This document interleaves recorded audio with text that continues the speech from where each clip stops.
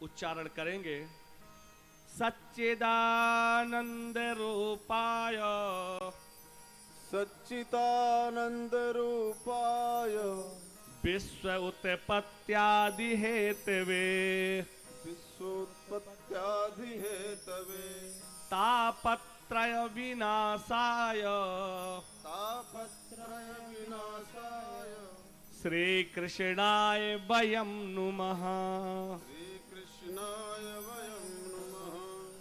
नाम संकीर्तनम यस्य नाम संकीर्तनम यस्य सर्व पाप प्रणाशनम सर्व पाप प्रणाशनम प्रणामो दुख समनस्तम प्रणामो दुख समनस्तम नमामि हरिं परम नमामि हरिं परम नमामि हरिं परम। नमामि हरिं परम। बोले भागवत भगवान की, बोले सुखदेव जी महाराज की, व्यास जी महाराज की जय। इस प्रकार से ये भागवत की कथा जो 7 दिन की कथा थी हमारे बागरी परिवार से श्री कुबेर प्रसाद बागरी जी, जिन्होंने इस कथा का आयोजन कराया था, जिन्होंने अपने माता पिता को भी ये भागवत की कथा अपने गांव में श्रवण कराई थी। स्वयं सेवानिवृत्त होने के बाद इस भागवत की कथा को श्रवण किया सपत्नीक। मैं भगवान से प्रार्थना करता हूं कि भगवान उन्हें, उनके परिवार में जो लोग हैं, उनके पूर्वज जो नहीं रह गए हैं, उन सब को यह श्रीमद् भागवत की कथा का पूर्ण फल प्राप्त हो। उनके जो भाई हैं रामचरण बागरी जी, महेंद्र बागरी जी, देवेंद्र बागरी जी, इन लोगों ने जिस उत्साह के साथ, जिस प्रेम और विश्वास के साथ इस कथा में अपने बड़े भाई श्री केपी बागरी जी का सहयोग किया, उनका उत्साह वर्धन किया। यहां तक कि उन्हें तो यह भी पता नहीं कि कहां से क्या आयोजन हो रहा है। सारी जिम्मेदारियां अपने ऊपर लेकर के इस कथा की सफलता के लिए सभी लोगों ने जो मिलकर के सहयोग किया, अधिक से अधिक अपने सामर्थ्य के अनुसार अधिक से अधिक इस आयोजन को सफल बनाने के लिए दिन रात अपने इष्ट मित्रों के साथ इन्होंने जो परिश्रम किया, निश्चित ही वह अति प्रशंसनीय है। मैं भगवान से प्रार्थना करूंगा, भगवान इन्हें भी सुंदर भक्ति प्रदान करे, ज्ञान प्रदान करे, वैभव प्रदान करे, यश प्रदान करे। इनके जो पुत्र हैं उन सब लोगों ने भी इस बार इस कार्यक्रम को सफल बनाने के लिए जो जिम्मेदारियां ली, निश्चित ही यह प्रेरणा स्रोत है हम सब लोगों के लिए कि सारे बच्चों को उन्होंने विभाग बांट दिया, भाई तुम ये देखोगे, तुम ये देखोगे, तुम्हें पैसे से मतलब है, बस हमें काम करके दो। और उन्होंने नई जनरेशन जो अभी तैयार हुई है इनके घर में, निश्चित ही वो भी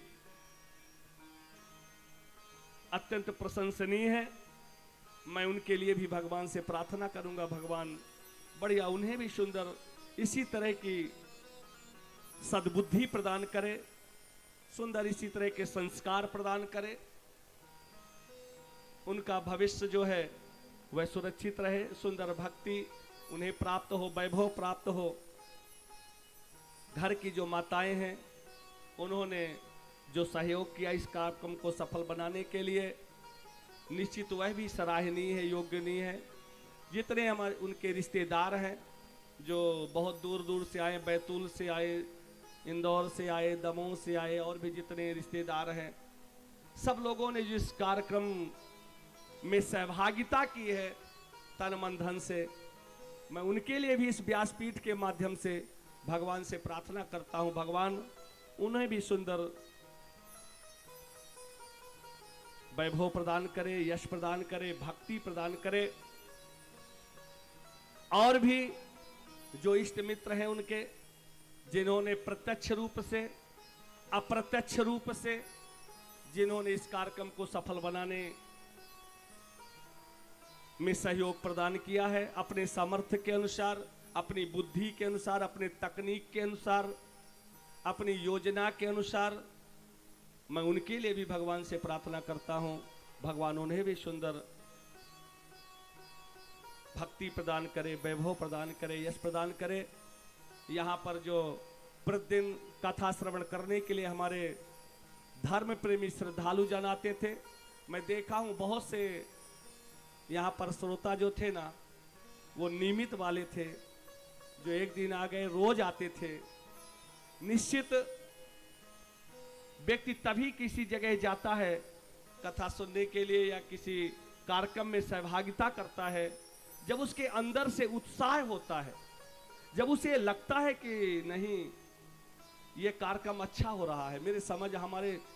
ज्ञान के लिए है, कुछ हमारे समझ में आ रहा है,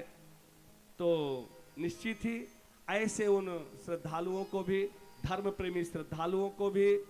जिन्होंने 7 दिन तक कथा श्रवण की, उसमें सहयोग किया। अगर वो ना आते तो हम किसे कथा सुनाते, अकेले थोड़ी ना भाव बनता है? जितनी अच्छी कथा सामने श्रोताओं को देखने के बाद जो कथा अंदर से निकलती है, कथा की गंगा जो प्रवाहित होती है, वो श्रोताओं के ऊपर होती है कि श्रोता किस तरह कथा को श्रवण करते हैं। अगर श्रोता न हुए तो फिर कथा का फ्लो जो है ना वो कम जाता है, वो आनंद नहीं आ पाता कथा में। लेकिन यहां पर निश्चित ही जो श्रोता लोग आए हुए हैं कथा सुनने के लिए निरंतर, मैं उनके लिए भी भगवान से प्रार्थना करता हूं, भगवान उन्हें भी सुंदर इसी प्रकार सद्बुद्धि प्रदान करे, ज्ञान प्रदान करे, वैभव प्रदान करे। हमारी माताएं जो नित्य प्रति कथा श्रवण के लिए आती थी, निश्चित ही 8 बज जाते थे, 8:30 बज जाते थे, 9 बज जाते थे, लेकिन इसके बाद भी कथा स्थल पर बैठना, खासकर माताओं के लिए ये बहुत ही, क्या कहूं मैं अब इसके लिए, कि उनके लिए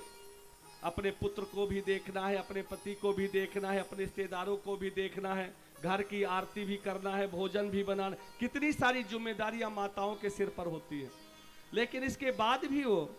आरती तक जमे रहना, आरती तक कथा को श्रवण करना, आरती लेकर के आरती करके जाना,